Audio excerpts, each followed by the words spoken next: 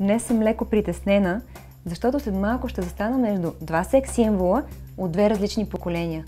Те са звезди от музикалната сцена, но се оказа, че имат и други таланти.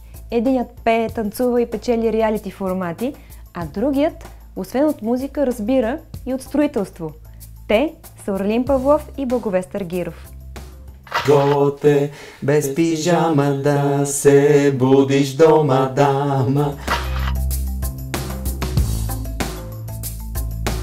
Млада пряма готе, без пижама готе, грешка няма. Здравейте! Здрасти, как си? Много добре, щом вие сте до мен. Много добре. Ясно е, че вас ви свързва зодията, астрални близнаците, но аз много обичам да открием и други общи неща между моите гости. И двамата ви спрягат за плейбой. Това са слухове само. Слухове, разбира се. Няма такова нещо. Ама въобще. Не, това е абсурд. Сериозни момчета са. Добре, но имате много фенки, това е ясно. Имате ли някакъв такъв по-куриозен случай с фенки? Аз не съм имал крайен случай някой да ме задърпа здраво и така да иска да имаме сексуални взаимоотношения, да кажем нещо по-скандално. Никакви мръсни предложения не си получавал? Не, но те са били по-скоро някакви намеци, нищо така супер конкретно. Нали, искам тази вечер, ти си моя нещо подобно, не ми се случва. Защото Данчо Караджов са го замерили с сутиени и жена му ги събира. Може, да. Но много е важно какъв размер са сутиените са. Да. Ами, на мен ми се е случвало, обаче сигурно тогава жените са били по-настъпателни. Говорим за 80-те години сега. Може да е по-сложно. Матриархат ли идва, не знам. Каквото се случи? Седяха пред къщи, викаха нецензурни неща. Добре, те различават ли ви с брат ти? Тогава различаваха ли? Според мен за тях нямаше. Който да се покаже, Просто някой от дуета. Кога музиката... Тогава ли беше по-качествена, преди 20 години или сега, според теб? Не мога да кажа такова нещо. В никакъв случай. Някои от моите колеги казват, че тогава е било по-трудно. Аз и това не мога да кажа, защото тогава пък имахме много по-малко конкуренция. Сега от всякъде можеш да слушаш всякакъв вид музика, всичко е достъпно, така че всяко нещо за времето си. Но като че ли сега не остава някоя песен толкова дълго време, както... Защото има адски много музика, защото има супер много информация и защото хората стават все по-големи консуматори на всичко, дали ще на храна, дали на музика, дали на място, в което живеят, дали в взаимоотношението си с хората. Всичко е един поглед, едно слушане, едно гледане, след това искаш ново и ново и ново. А ти пееш, танцуваш, играеш във филми, какво още? Не знам. Добре, кое ти носи най-голямо удоволствие и всъщност кое ти е най-трудно? Не сигурен къде се чувствам, може би на сцената, с микрофона. Това ми е най-така... Може би най-много ми се отдава. Не знам. Ти имаш ли някакви такива скрити таланти извън музиката? Освен, че можеш да караш ЗИЛ, както разбрахме от нашето предаване. Да, няма да умра в глад, си намеря работа като шофьор. Какви скрити таланти? Това, с което се занимавам. Почнах един бизнес. Със строителство? Строителство, там, други неща. За съжаление, този бизнес в момента е почти нулев. Така че не знам това талант ли е или не е талант. Дали не сбъркахме. Но не се оплаквам. Ти победи в няколко реалити формата. Защо мислиш, че хората толкова много те харесват? Ще бъда нескромна, ако тръгна аз да го казвам. По-скоро хората трябва да го кажат. Но съм много щастлив, че получих такава подкрепа. А вие с брат ти 80-те години също сте били на върха на славата си. Липсва ли ти нещо от тези времена? Сега, ако ти кажа, че нищо не ми липсва, ще излъжа. Не може да си го изпитал това нещо, тази тръпка и с това да кажеш, не ми липсва. Липсва ми, но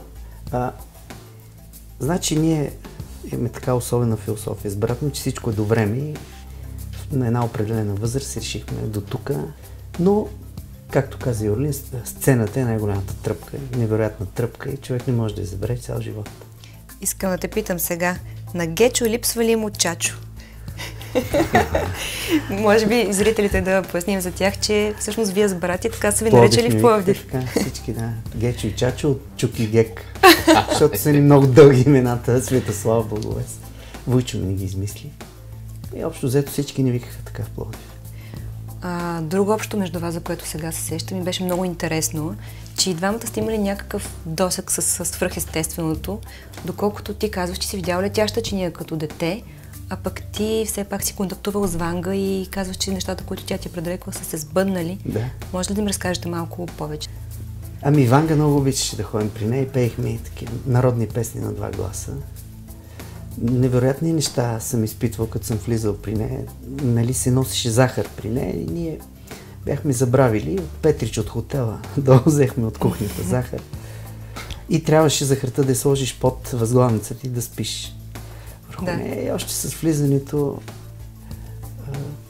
тя каза: захарта, която я носите, не е от София. Хвърлете я, въобще няма да я пипна. Такива работи ни каза. След това имахме един проблем, бяхме си купили едни инструменти, защото концертна дирекция ни даваше инструменти. Ние всичките си пари ги бяхме дали. Аз стоях до Германия, купих ги инструментите, като се върнахме тук, Министерството на финансите ни подгониха откъде имаме парите, защо сме ги купили. Не ги бяхме купили. Мисля, че ФСБ имаха подобно. Румен Бойджиев също го викаха следствието да ги разпитват тяхните. И тогава ние чуихме какво да правим. Мен ме бяха арестували в Пето районно, белезници ми бяха сложили, някакви такива глупости. И ние тогава отидахме при Ванга и тя вика: ще отидете при най-големия началник, той ще ви помогне. Тогава председател на Комитета за култура беше Георги Родонов. Отидахме при него. Човека ни помогна. 20. Обяснихме му за какво става. Винаги някой ти помага. Да, не сме си купили апартаменти или коли, а сме си купили нещо, с което да работим. И човек много добре се отнесе с нас, помогна ни, свърши цялата работа. Разкажи ти тази история с летящата чиния сега. Ами, аз просто я видях. Бяхме на Рила горе на Седемте Рилски в хижата и спомням една вечер едно тяло светещо, много странно в най-различни посоки и се движеше с много различна скорост. И сега ясно, че съм бил дете 92-а, може би е било 91-а. Да.